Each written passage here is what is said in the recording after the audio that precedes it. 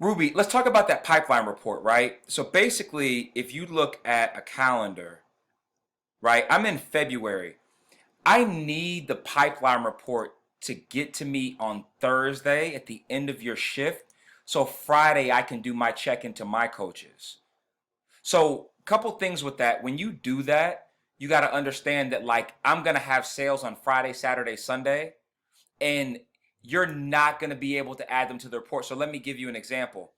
Um, so, today's the 23rd. And basically, I should have received my pipeline report on the 20th, right? So I just made the rule today. I should have received it on the 20th. So what happens is between the 17th and the 23rd, we got 9 leads, 0 FEOs, 2 COs, 0 clients lost. Now, the thing is, when you deliver this report to me, it's only going to be Monday through Thursday, right?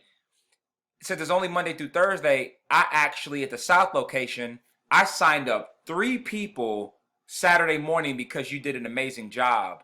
Great job, Ruby. I signed up 3 people. And That's really, great. this is supposed to say 1 FEO, 4 COs. And you won't get that in until I get the contract into you. You're not gonna get that, so you're fine. So I got all those pieces in, and when you give me your report, you're gonna read these numbers off. Hey William, this is Oh, this is Thursday. Just letting you know that there's 3 days left in the week, but this is what I got: 9 leads, 0 FEOs, 2 COs, zero clients lost.